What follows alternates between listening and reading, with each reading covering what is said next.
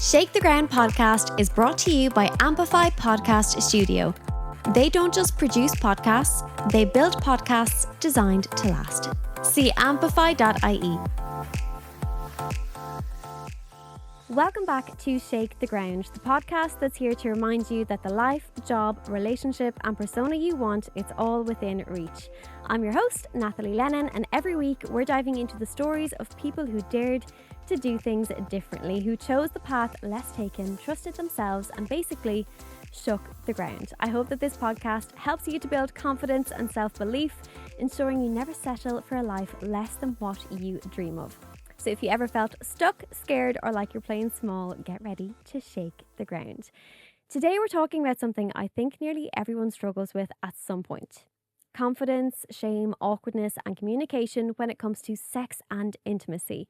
You might remember we had one episode on this topic previously when I hosted the dating games, and it was one of our most popular episodes, so I know you're going to love the conversation we are about to have. Audrey Casey is an accredited psychotherapist and sex and intimacy coach. Audrey creates a safe space for her clients where they can talk openly about sexual concerns or difficulties and help them work through anything that may be holding them back from the intimacy and love they desire. She also supports survivors of sexual trauma to rediscover their own path towards sexual healing and fulfillment. I am so excited for this conversation. Audrey, welcome to Shake the Ground. Thank you so much for having me. I love your intro. Thank you so much. I hope I got everything correct there. You totally got everything correct. Yes, brilliant. That's kind of what I do. So let's start with just that. Can you tell us a little bit more about how you got into being a sex therapist and about your work? Sure. So I started out as a social care worker and I was working in a homeless charity for many years. And when I was working with homelessness, one of the main causes of homelessness is relationship breakdown.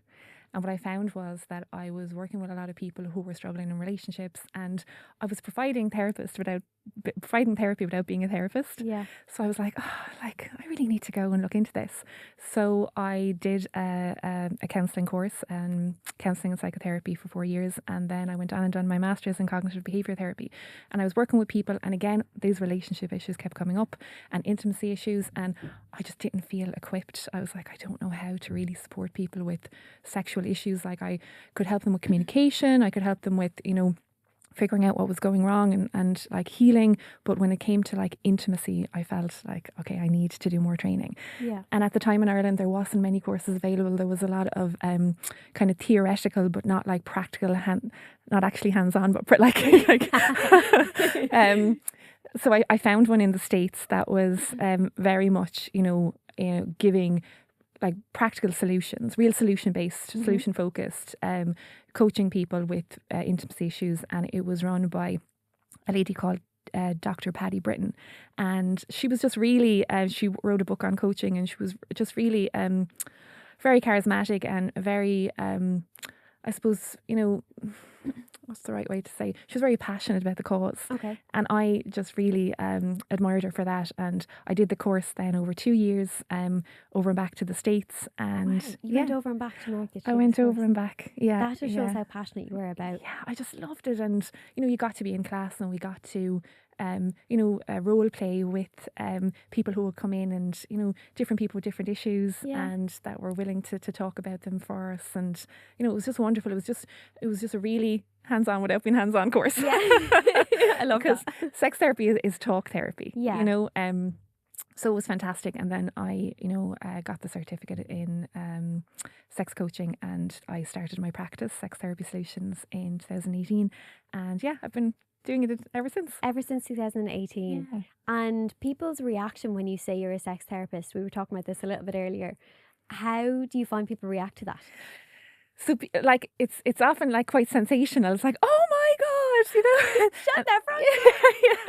yeah. And they want to hear all the juicy stuff, and any kind of funny stories I might have, or so I suppose I might change some details and give something that might have come up that was funny. But a lot of the work is actually quite therapeutic. Like it's a lot focused on dysfunction, and it's a lot focused on supporting people who've gone through who are survivors of sexual assault. Yes. So it's a lot of healing, and it's a lot of intimacy work for people who are struggling. And it's a lot of, exactly what we're going to talk about today. It's a lot of image-based stuff and lack of confidence or desire discrepancy. So like it's very deep emotional work that requires you to be very vulnerable. Yeah. So it's intense.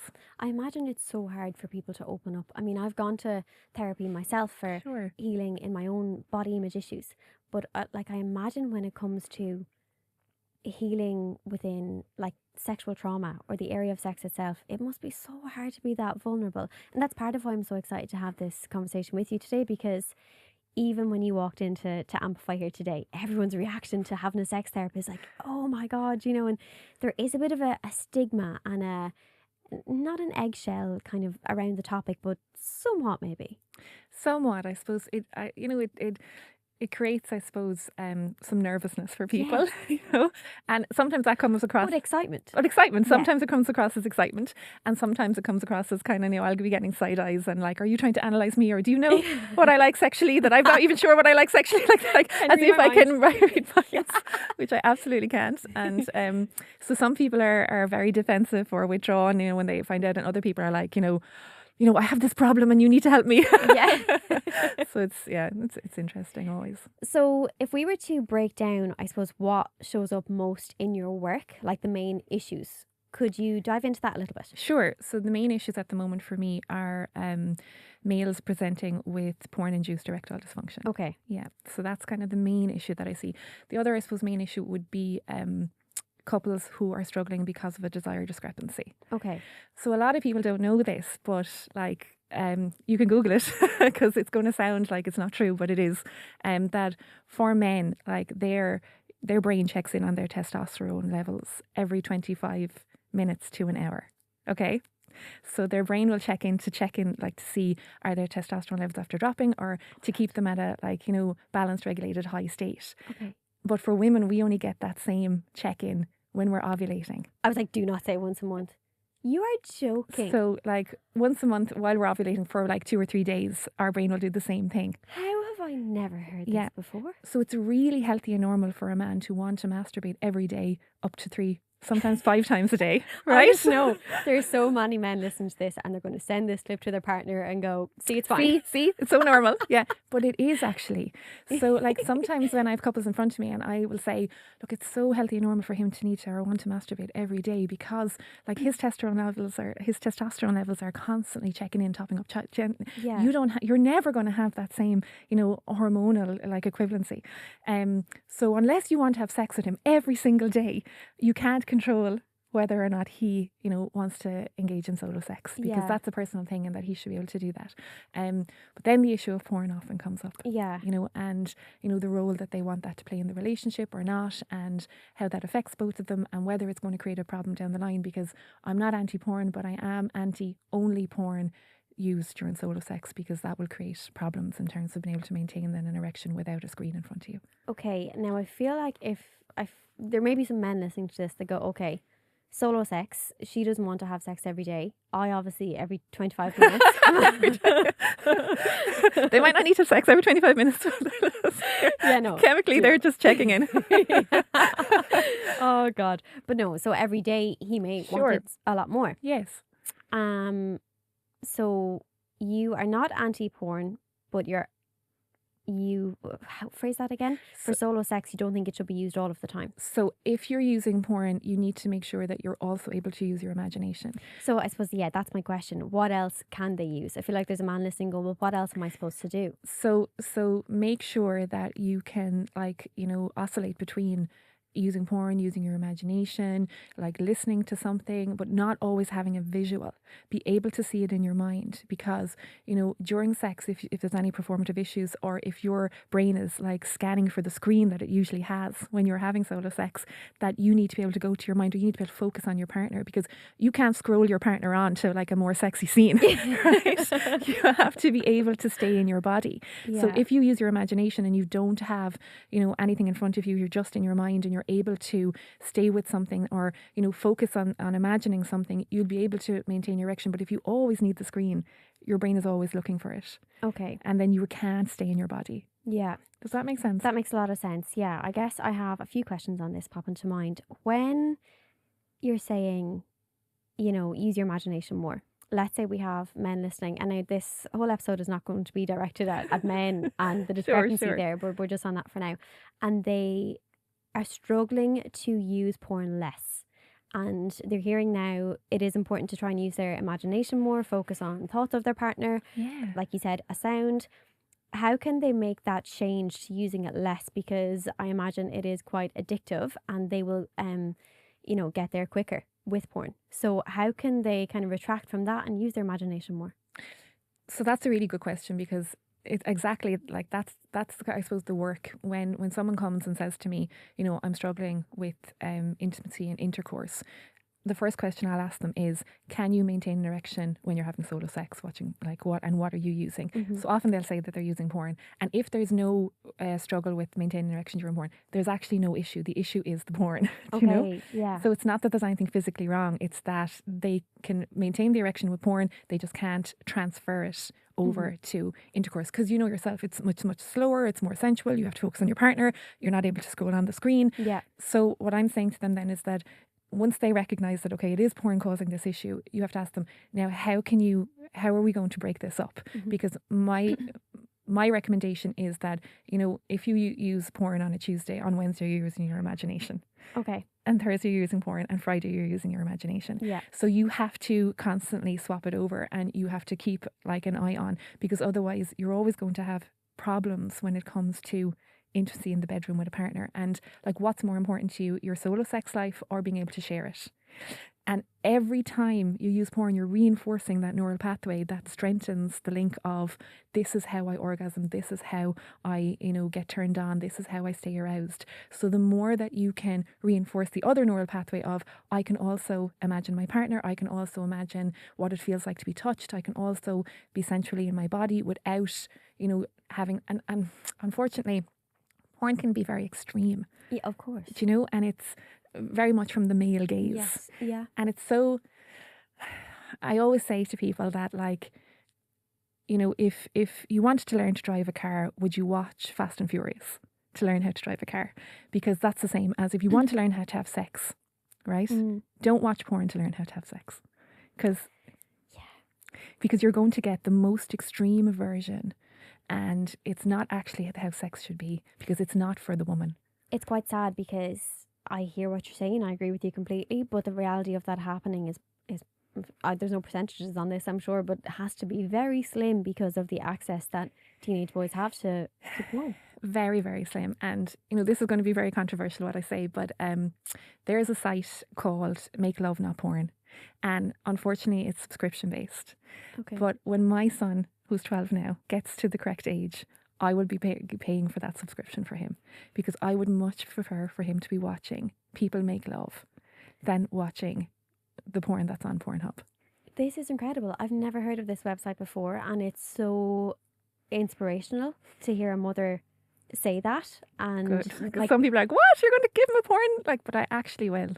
I think you're dead right, though, because otherwise he's just going to find a way into it himself, and a site that is going to lead to much more problems down the line in his relationships with women. And I'm not under any illusions that he's not also going to look at Pornhub or other sites that are but I want him to see the contrast of what's real and what's fake, and to know the fake one, and to know what the fake one will do in terms of not helping him connect to a partner. Okay. And being able to see what real connecting sex can be. And for anyone listening that might be struggling with, say, a porn addiction, do you think that website could be a step in the right direction? I think anyone who's struggling with porn addiction or dependency, I think they really need to talk to somebody. It doesn't have to be me. It can be anyone, but they really need to talk to somebody so that they're getting some support on how they can mix it up. And a lot of people who are using porn, it often becomes this emotional crutch where, I'm feeling stressed. Oh, I'll go home and I'll just watch some porn and I'll check out. Yeah. And, especially for men who, are socialised to not talk about their feelings. Yeah. That, you're supposed to be strong, cop on, keep it together, get on with it. All of that unfortunately is still present. That is their way that they find relief and check out. So when it becomes, this emotional crutch, it's much harder then to substitute it for something when there's nothing. They need to find something that is like something much more healthy in terms of a coping mechanism than always using porn. And I'm not saying stop masturbating. I'm saying, just make sure that you're able to watch porn in a healthy way that's not causing you any damage in terms of having a healthy relationship or connection.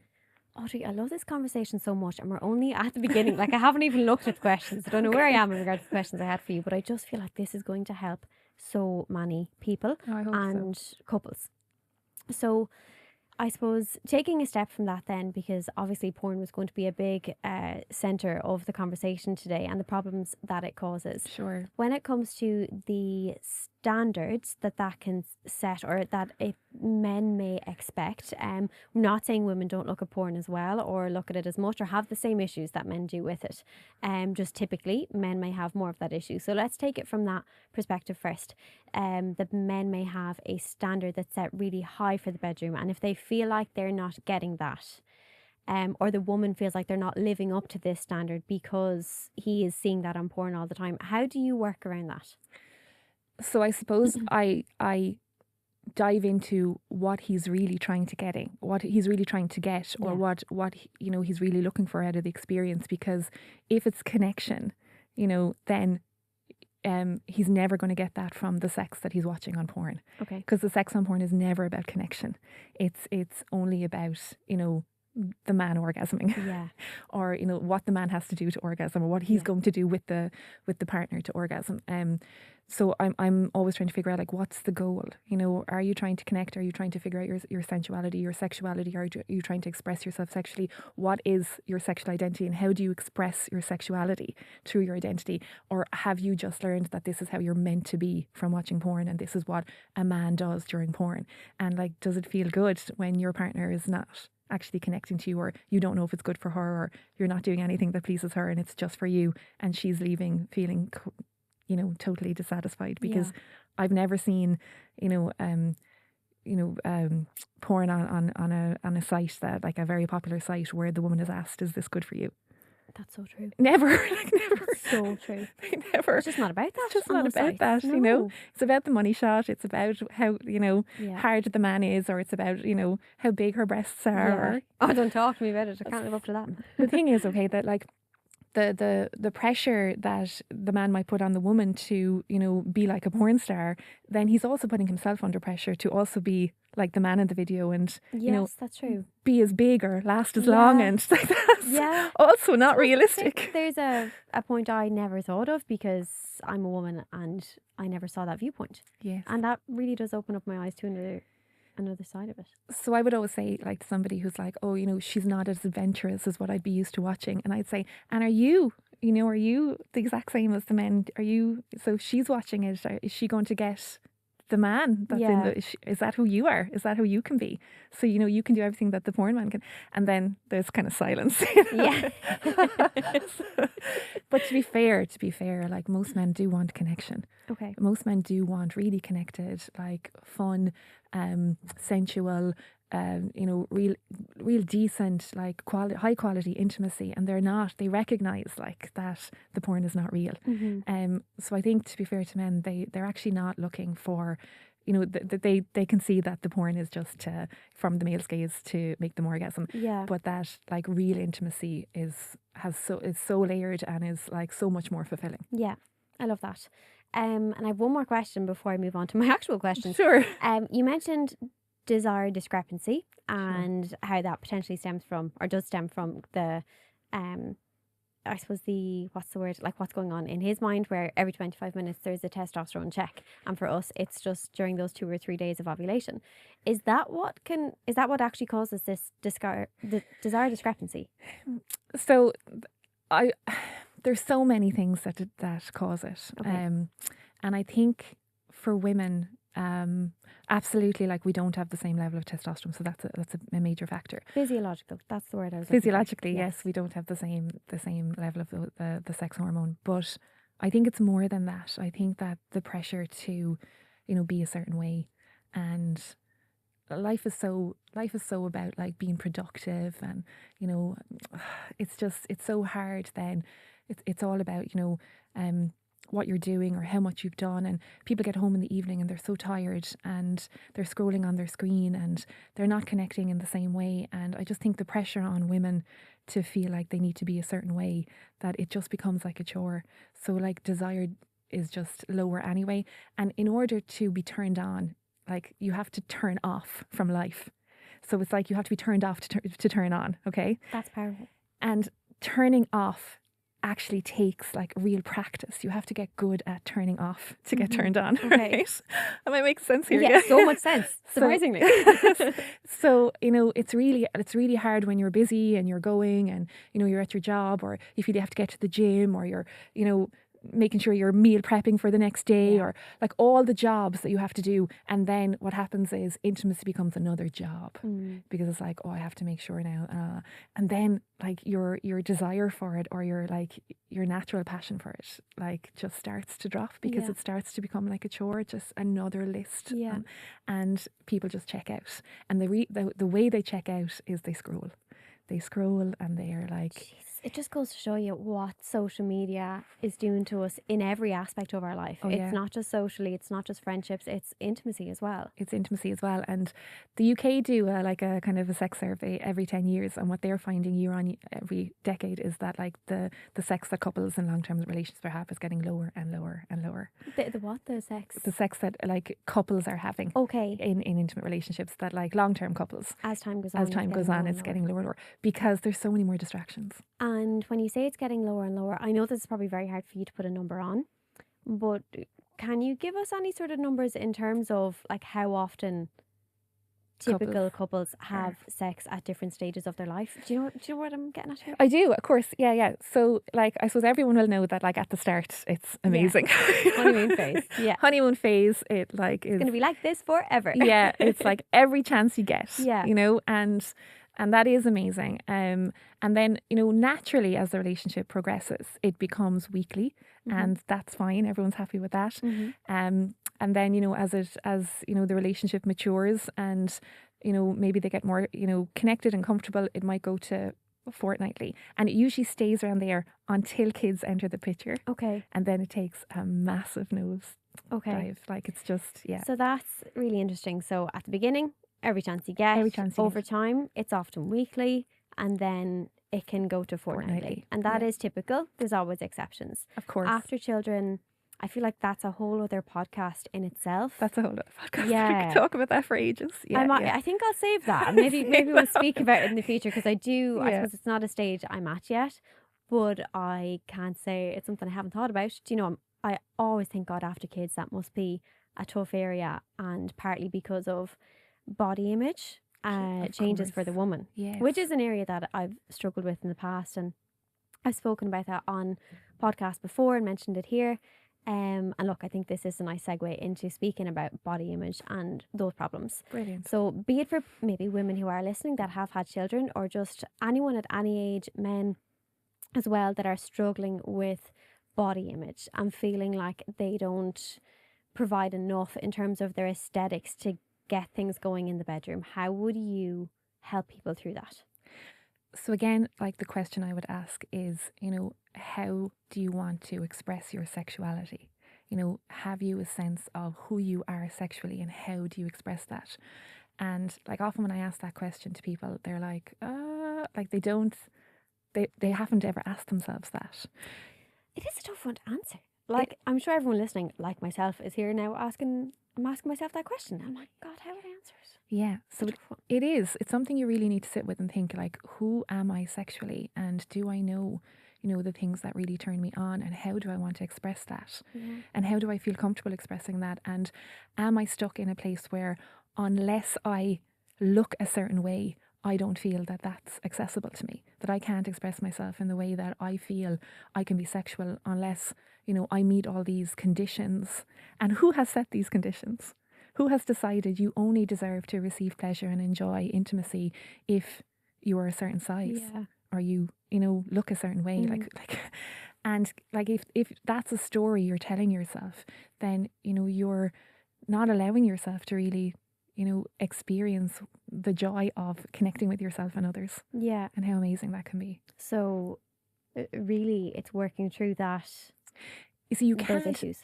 you can't hate your way into healing. Yeah. So any kind of self-judgment, any kind of self-criticism, you're never getting closer to a place where you can enjoy, intimacy or connection with a partner, or you can enjoy your own body, Yeah. or you can feel safe in it without judgment. Like, you just can't hate your way into Yeah. self-acceptance. It's Yeah. never going to work. So true. So you have to get to a place where you're like, who am I and how do I want to express myself, and how do I want to be in this body? And I'll often meet clients who will say to me, I'm sick of hating myself. I'm so sick of hating myself. And I will know if they're ready to change, because I'll say, okay, let's work through how you can actually create a practice of self-care and self-love and self-value. And some of them will be like, what do I have to look in the mirror and say I love myself? And I'm like, no, you don't. But they're already on the fence. They're already like cringing at the thought of being kind and loving themselves. So I know they're at the stage where they want to, Yeah. but they're not there They're just yet. not ready. Yeah. Okay. Whereas the clients who are ready are like, absolutely, tell me how I can accept myself now, not with all these conditions where when I'm 10 pounds lighter, I love myself. Yeah. When I fit into that dress, I will love myself. I do think we're so objectified. Like, I feel like women get so many comments on our body image, and men do too, They do. that it can be hard to not take those comments on board as to a standard we need to meet in the bedroom as well, Absolutely. But you see, I suppose for me as a therapist, I can see that, like, when you look back, it keeps changing, because if you go back to, Yeah. I'm going to say the 20s, I might be wrong about this, but the flapper stage with the dresses, where the women used to be like sellotaping their breasts to fit into those dresses because Yeah. they were supposed to look like they were really flat. Yeah. And then it moved on to like Marilyn Monroe, who was like really curvy and curvaceous, and that was really sexy. And then it moved on to I think someone called it once like heroin chic, which is really terrible, about like God. the like Kate Moss kind of Kurt Yeah, Cobain I face. knew what you meant. Did you know that? Yeah. And then it went on to Kim Kardashian, who was Yeah. again curvy. So like it keeps changing. Yeah. So women are like, they never know. Like it keeps like, am I like, is this the right way I'm supposed to look? Oh, and the problem is, and this makes me so sad, it's always about shrinking often. It's like, how smaller can I make myself? And Yeah. women like spend their days thinking about, I know. Oh, how can that's, I shrink? I mentioned to you just briefly before we started recording that was my area of struggle. Yes.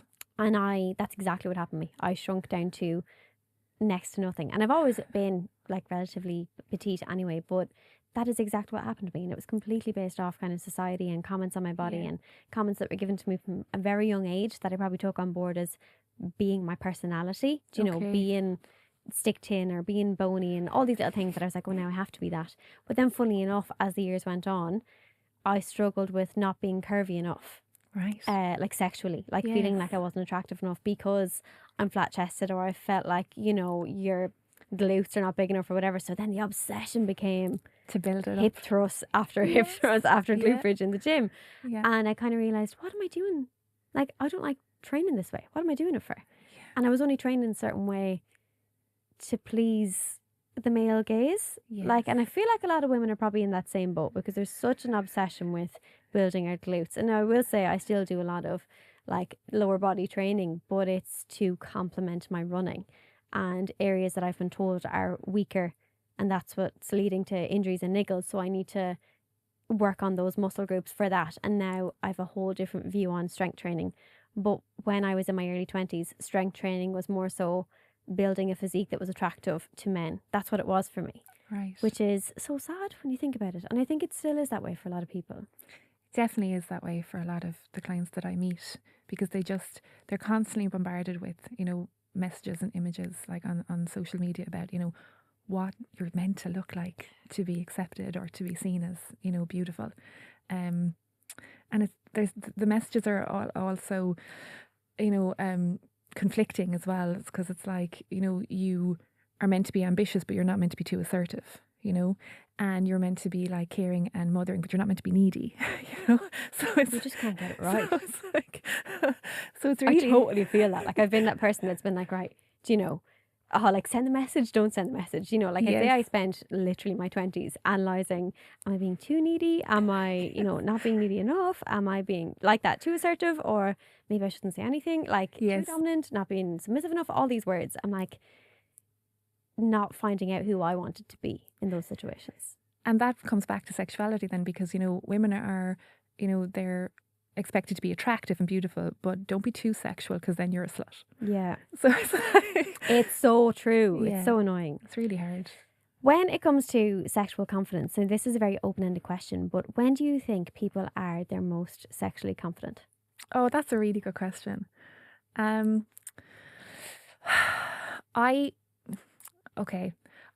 can answer this like personally and kind of from clients, because I find that when I'm working with clients in their 20s and when I was in my 20s, like I was having, and they're often having, a lot of performative sex. Okay. So the sex where you're, spectatoring, which means that you're not really fully present in your body, but you're like watching how you look, and you're like, sucking in your stomach, and you're holding yourself a certain way, and you're, trying to make sure that it looks at all. You're watching the sex rather than being in it. Okay. And it's incredibly performative because you feel you need to look a certain way for it to be good for your partner or to be desired. Yeah. So I think that's a very difficult place to be, and like I'd love if more men and women in their 20s were able to get out of that mindset, were able to not spectate and actually be part of it, and really accept their bodies. Because if they could do it in their 20s, they're going to have such an amazing, fulfilling journey, of sexuality. I'm getting excited for those people that will get to do that, I but I hope think so. it's hard. Yeah. Like I've heard the word performative with regards to sex before, but I guess I never really knew the definition of it until right now. Yeah, so it's always being in that performative mode where you're not really fully, You're always in your head. You're always in your head. Yeah. And so it's again getting to switch off to switch on, Yeah. To not be in that performative mode and to be fully in your body and to be able to ask for what you need. I don't think it happened. Like, it didn't happen for me till I was in my 30s. Okay. And I got to a phase where I recognised that, and I think a lot of this happens for a lot of people, that the sex would always become a chore. If it was always performative, it'd be amazing at the start because, it's all exciting. Yeah. But once it got into that rhythm, it would always become a chore because it wasn't for me. Mm-hmm. It wasn't for me to connect. It was for me to put on this, I'm this sexual being and I want you to desire me. And I'm not saying that it's not lovely to be desired and I didn't enjoy it. Of course I did. But it wasn't like, as exciting as it could be or as fulfilling as it could be. And I just got to a stage, and I think a lot of people get to this, where it's like, I'm either going to have performative sex for the rest of my life, which will be a chore because it's not really for me, or I'm going to start figuring out, who am I sexually? What do I want sexually? How can I ask for what I want? And, the fear that comes with that is, am I going to be judged? Am I going to be rejected? Yeah. And any of the stigmas that come up around sex, it's all about fear of judgment, fear of rejection. So you have to figure out then, what am I really afraid of? And how can I, buffer myself, or how can I mind myself, or how can I, develop my own self-worth that, if I have a sexual experience that I don't think went well, that it's not going to devalue me in any way. Yeah. So you mentioned there not being afraid to ask for what you want. Let's say you have a sexual experience with your partner, or you've had a few with your partner at this point that have now started to go, we'll just use the word downhill, Sure. as in it's just becoming more performative. Yeah. How can people get the courage to bring up that conversation and speak about what it is they want? Or let's say, someone's feeling that their sex life within their relationship has become too performative. Be it for the male or the female. I feel like often it may be for the female, but it can go either way. How can we kind of build up the courage to have that conversation without hurting our partner? Yeah, and it is like quite a tense, subject to bring up, and it needs to, like, you need to tread lightly. And I would always say, like, to talk about, to bring the other person in and say, I remember, like, bring up a sexual experience that you had together that was amazing, but like a highlight, and say, I remember when, this happened. Do you remember this sexual experience? And, maybe things, maybe we've got into a routine, or, if you can imagine what the person's next move is going to be, because, you've doing the same kind of, sexual dance every time, and you're like, oh, now he's going to do this and I'm going to do this, and then it's like time to mix it up, And I think that if you start the conversation with, we are capable of having amazing intimacy, let's figure out how we can explore intimacy again together, and how we can go on this journey together where we're, keeping it interesting and figuring out, because your body changes all the time, and figuring out, like, what new things can we do together that, bring about desire Yeah. and pleasure, and it's not always going to work. And is that where, as a sex therapist, you would have couples coming to you often at that point where they're like, how can we liven it up again and not do this sex dance that we do every time? Absolutely. So a lot of couples will come and say, like, it's we're in a sexless relationship where we're either having this sex that we know what's going to happen next, and we're just doing it because we should, Yeah. and it's not as fulfilling as it should be, and it's not as fulfilling as it used to be, and how can we spice things up? And then I will give them homework and exercises to do, and one of the main ones that I start with is, like, I'll give them, it's called a traffic light system, where you give them, like, it's like it's a page, and there's like an outline of a body, like a dead body on the ground, like Okay, yeah. and there's like lines all pointing to loads of different places from head to toe, and I get them to take it away. And so let's say it was you and your partner. Okay. So I would say to you to go away and to, from head to toe, map out each other's bodies, like touching, massaging, kissing, licking, using maybe toys on different areas. Mm-hmm. And you would say to your partner, red, that's doing nothing for me. Like, move on. That's not great. I didn't know where this was going with the traffic light system. Okay. Yeah. Orange, maybe, if you did it a little bit harder, or maybe if it was a little bit like, maybe if you used your mouth there rather than your hand. And green, that's amazing. Keep going. That's so good. So then he gets to, like, map out all the places that turn you on, and that you really like to be touched in certain ways, or with certain body parts. Mm-hmm. But you don't have intercourse, right? You don't have intercourse doing that. Oh my goodness. Yes, it's just all about mapping each other out. Now, it's really, you have to be really vulnerable. Straight away I'm thinking, though, surely couples come back to you being like, we failed at not having intercourse at the end of this. I say it to them, and they're like, we'll try. But it's really good because, like, you have so much fun with it, and you do have to be incredibly vulnerable, and there's parts that they've never touched on each other before that they start, and they get to bring in different things like feathers and, like vibrators or whatever they want, and they get to then, and it's just so connecting. It's so connecting. And in your experience as a therapist, do you feel like most couples who have moved into a sexless relationship or marriage do get that back? They get the excitement back? Only if there's trust. Oh, wow. Okay. Only if there's trust. Okay, so my next question, I actually meant to ask this earlier, now it's coming back to mind again.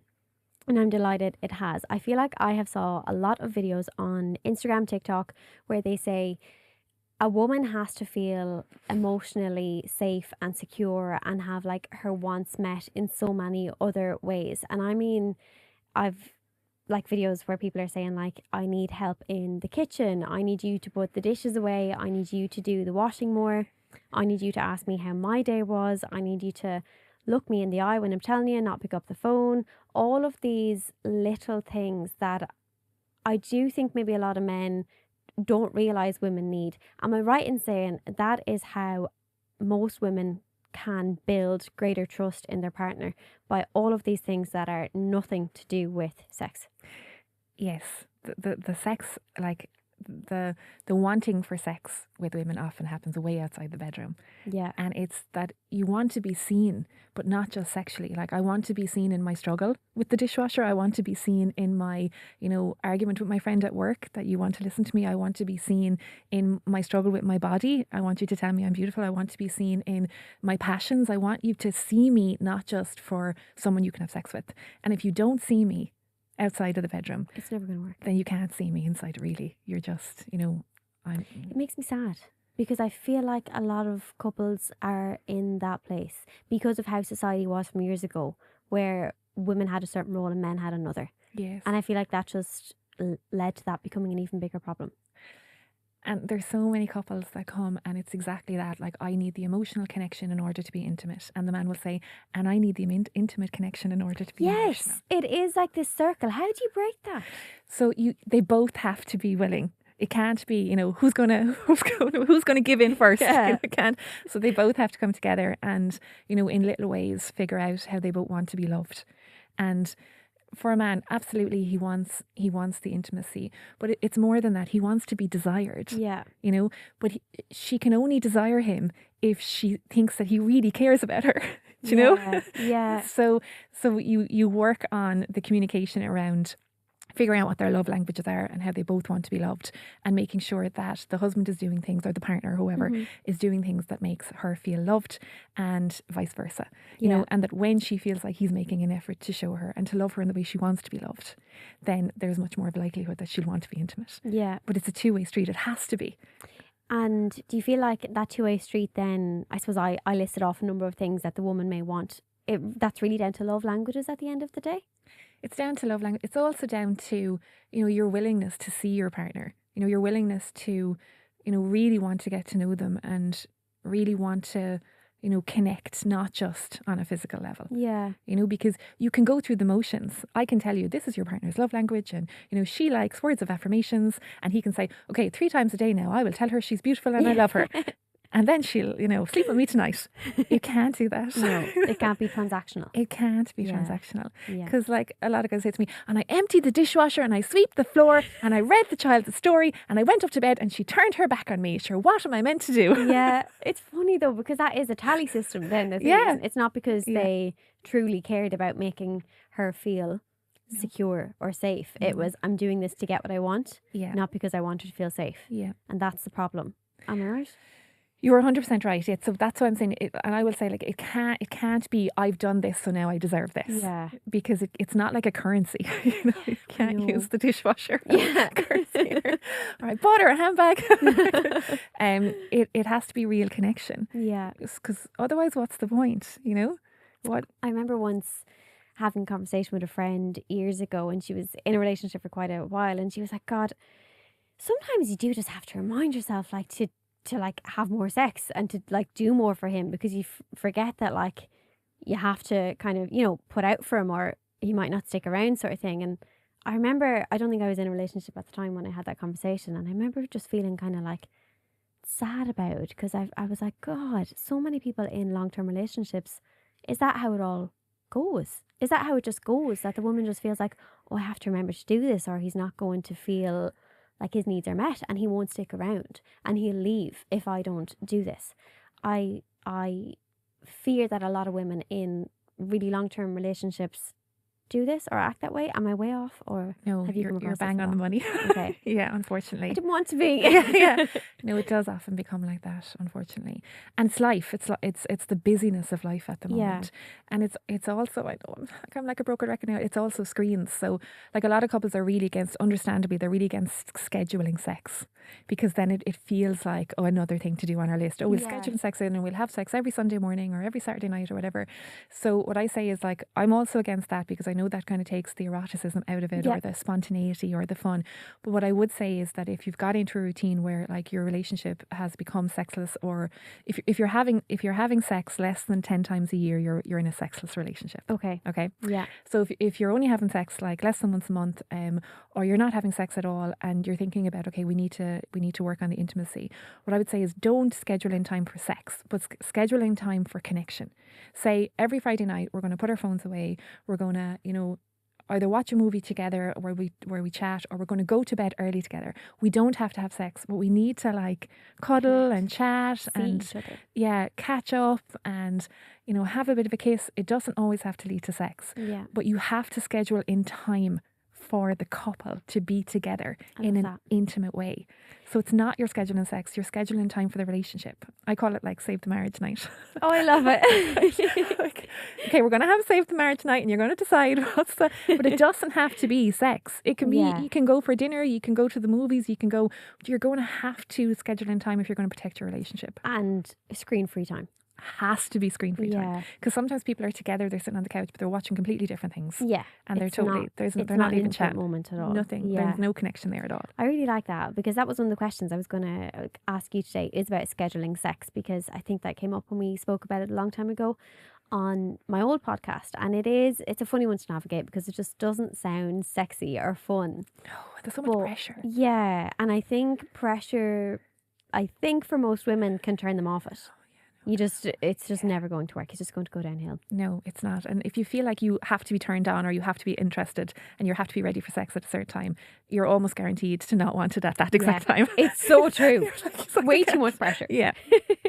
Okay, we've not really spoke about this one. Can confidence be faked until it becomes real. You know, the way people often say, like, fake it till you make it. And I've actually said in the past, I believe that from not in a sex perspective, but I feel like in other areas of my life, like when I was first on the radio, or maybe first did a podcast, or first posted a piece to camera, to Instagram, I really was not confident. And the more I did this, I got confident. Yes. How does that apply to the bedroom or to sex? Do you think it does? I think it does, in that if you were, you know, putting on this amazing performance sexually, okay, Yeah, and you wanted to really embody it, yeah, but you weren't, and you were just faking it till you make it. If you were doing the work in the background, if you were doing the embodiment work yourself in the background, where you know you were practicing the self-love and the, you know, noticing maybe something you don't like about yourself and immediately deciding, okay, you know, maybe I've decided that's not good enough, but what are the things I do like about myself? That you're constantly aware and conscious of how you talk to yourself. So maybe it's like not 100% that you're feeling fully confident and you're performative or you're faking in some way. I think it will come together as long as you're doing that the work in the background on yourself. Yeah. It's again that you can't teach yourself into self-love. Yeah. Like, you can't. So I wouldn't say, oh, don't do that. I think that, like, there's always going to be an element that's performative at the start. Okay. Until you get really comfortable. I feel like that's reassuring for a lot of people to hear. Yeah. I like that answer. That was lovely. Okay, moving on then a little bit. I literally feel like I could talk to you for hours about this. Great chat. I love it. Yeah, you're amazing. When it comes to awkwardness and stigmas, why do you think so many people are uncomfortable talking about sex? I think it brings up so many issues for people in terms of, you know, how they have been, how they've been thought about sex, how their experiences about sex has gone. It's such a personal issue, and it brings up so much vulnerability. And we don't know what people have been through sexually. We don't know if they're, you know, if they're survivors of abuse, if, you know, they've had difficult experiences, if, you know, sex hasn't worked out for them, if they're not able to reach orgasm. And it's so personal. I think that anytime sex is mentioned, people kind of, you know, freeze a little bit internally, or will jump to making fun, make it fun, make it light. That's definitely my experience when people find out I do psychosexual work. So I just think that there's lots of stigmas because people are still scared of being judged around sex, because, you know, I often work with people and they're saying, like, I feel judged by my friends for not wanting to have casual sex, or I feel judged by my friends for having too much casual sex. Yeah. So, like, there's always judgment. You just can't get There's always a little bit of judgment. So I think you have to get to a place where, again, you know, it comes back to that question of, do you know who you are sexually and how you want to express your sexuality? You know, so like, how do you think that, like, the thing that turns you on the most about sex is being submissive? And how do you want to express that with a partner? Yeah. And how comfortable do you feel talking about that? Mm-hmm. Or, like, do you want it to be really fun and light? Yeah. And do you want to laugh a lot? And the only way, like, you can reach orgasm is if you feel that, like, you can have a laugh with somebody in the bedroom and you can make it really fun. But, like, you're with someone who's really serious, you know? Yeah. And how do you then express yourself? You know, or you have to figure out, like, who am I to myself? So the work is with yourself first. So figuring out all the things you like about your body sexually, all the things that turn you on, you know, exploring different toys, you know, different things that get you there. Women really respond well to audio erotic novels. What? Women I love never knew this. Women love a story. Men love a visual. I'm being very broad now here. Generally, okay. I was going to go into asking you more about women and orgasming and how to get us there, because obviously there's big question marks around that. So take the floor. Tell me more about this. We love audio. So any of the research that's come out in terms of, you know, helping women to feel more sexual. Okay. It's well known that, like, men are visual creatures and they love the image. But, like, the porn that women respond to most is the porn that has a story. Right, so any of the ethical porn sites where, you know, the actors are not being trafficked and they're being paid as much as the men, there'll often be, you know, they're obviously more geared for women. There'll often be a story. There'll be a background. There'll be it'll be short, but there'll be a story, like, to some degree. So in a book, in a novel that's like erotica, there's a real backstory, you know, and there's a build up, and women just love the connection piece, or how they got together, or what happened. So, like, erotic, audio erotic books, you'll get loads. Like, this, I could list off them. But women find that really, really a big turn on. So let's say you're on a long drive home from somewhere. I don't know if you should listen driving. Do you have on the podcast? Dangerous driving, don't you? That's so funny. So do you know what? Like if you know you're going to be home in 20 minutes and you're hoping to rush in the door and drag him to the bedroom, definitely pop this story on. This is madness. I feel like this is really helpful information for people though, because I've never, obviously with a lot of friends, like you'll be having conversations about what's, gone on and different things you've experienced. I've never heard anyone say, we listened to X or Y and it led to this incredible sex. I've never heard this. They don't talk, like people often don't talk about these little things. Yeah. So one topic that we haven't touched on, two topics that I'd love to touch on before we move towards the end of the podcast. One would be toys and how, I don't know if important is the word, but how useful you think they are, how much you might recommend them, how much of a place you think they have in, I suppose, a sex life for a couple. They have a big place in a sex life for a couple if that's how the woman reaches orgasm alone. Okay. So, if a woman finds that like the easiest and, most erotic experience she has while she's by herself is always with a toy, then she should absolutely be bringing that toy into the bedroom. Okay. And that should be welcomed. And so that was my next question. I feel like often if I was in a man's shoes, you might initially feel like you're not good enough or you can't do that for her if she has to bring in this toy. Well, you can't vibrate to that degree. So, you really can't and you're not expected to. Yeah. And, a lot of women orgasm through clitoral stimulation and there's no woman that expects a man's penis to do what a vibrator can do. Yeah. Or, a clitoral stimulator toy can do. So don't take that pressure off yourself immediately and be like, she's really going to enjoy all the foreplay. She's going to enjoy the intercourse, but she's also going to enjoy being able to orgasm in the way that like she knows that it's going to work for her. Yeah. And you're going to then bridge that orgasm gap that's so massive between men and women. Mm-hmm. And it's always going to be a wonderful experience for both of you, as long as you don't make it about yourself. Yeah. Don't make it about whether you're good enough. It's nothing to do about whether you're good enough. It's about, that her clitoris needs this kind of stimulation. And you should be holding that toy for her and having a great time watching her having so much fun. I love this. I love it. Okay, my last question then, you mentioned bridging the gap. So it's kind of around that. And I guess how can we... So if he says, I'm not going to get there tonight, or if she says, I'm not going to get there tonight, I feel like that can just happen. These things happen. Absolutely. So how does the other person not feel bad about that?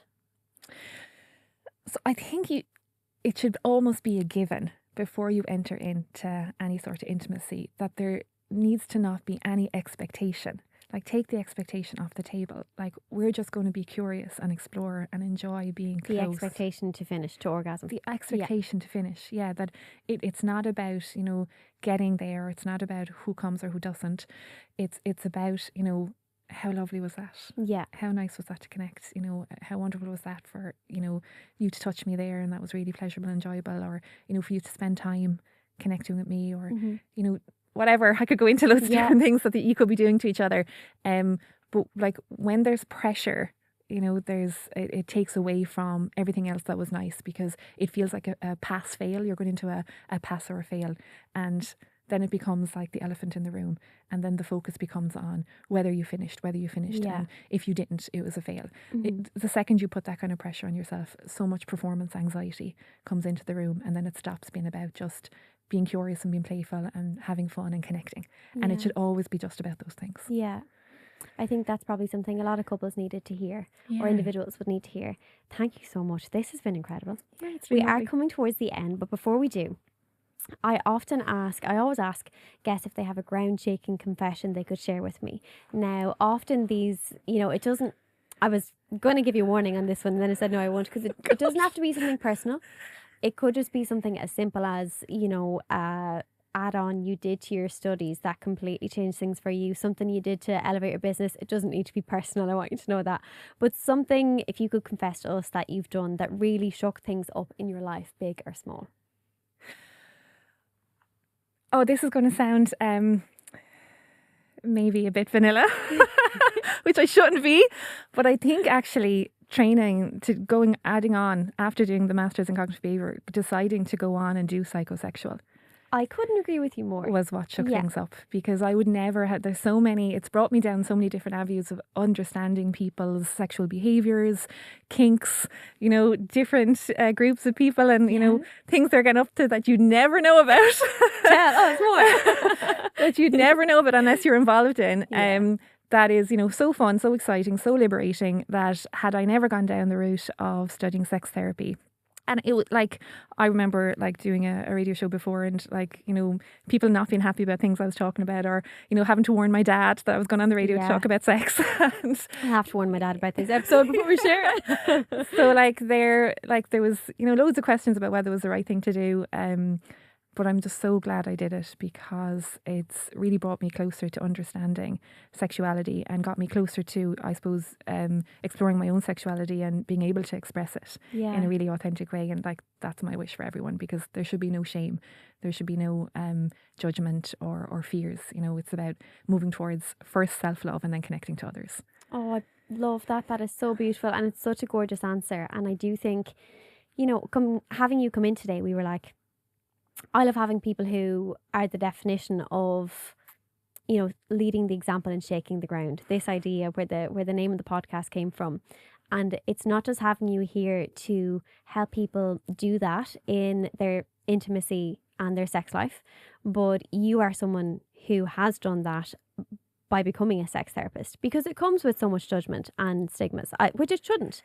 But it does. So I think that is such a beautiful answer, and you are incredible. We're definitely going to have you back on. Thank you so much. Honestly, this has been such an incredible episode. Before we finish, Audrey, I usually do a quick fire where I'd say things like, you know, tea or coffee, sunrise, sunset.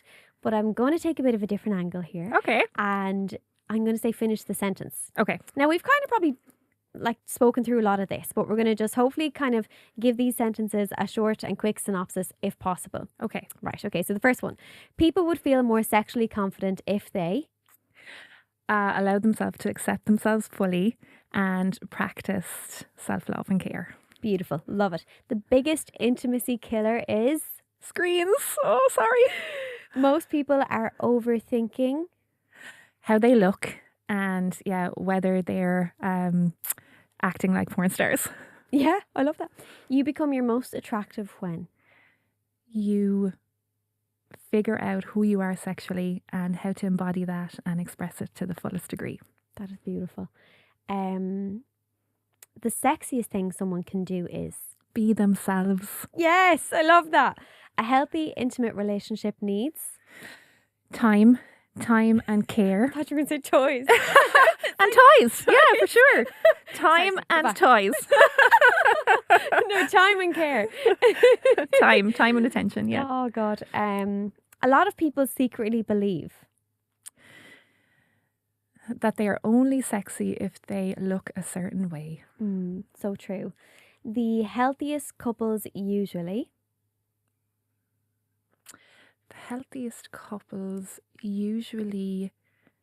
talk about intimacy together, are not afraid to ask for what they want and show up for each other in loads of ways outside of the bedroom. This is beautiful. I feel like we could make a little like flip book out of this with like, you know, different pages with each of these. The very last one, Audrey, the advice I wish more people heard is you are normal.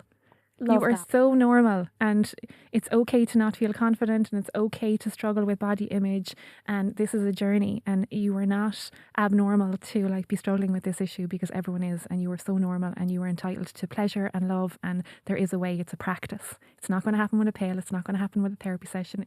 Unfortunately, it's not going to happen by just listening to this podcast. It's a practice, and if you get into that practice, you can have all of those things and more. That you deserve. That you deserve, for sure. Audrey, thank you so much. You're so welcome. It was lovely. This was absolutely amazing. Before we finish up, guys, I just want to take a moment to thank our partners at Amplify Podcast Studio. Honestly, having the right team behind you makes all the difference. And Amplify don't just produce podcasts, they build podcasts designed to last. If creating something meaningful in this space is on your mind, definitely check them out at amplify.ie. And that brings us to the end of today's episode. Audrey, I truly can't thank you enough for taking the time to join us here today. It has been my favourite episode so far. I think it's just, I guess it is breaking down that stigma and the awkwardness that comes with it, and you make that seamless and so easy, and you've created such a safe space. I know this is going to help so many people. I hope so. If they want to get in contact with you, how can they do so? So you can go to the website, which is www.sextherapysolutions.ie, or you'll find me on Instagram under Activation with Audrey. Amazing. Thank you so much. So guys, if you enjoyed this one, don't forget to like, subscribe or leave us a comment wherever you are listening. It makes a huge difference to help us keep going, and it only takes you a little second. Until next time, Audrey, thank you so much. Thank you for having me. Keep trusting yourself, keep pushing past the fear, and keep shaking the ground.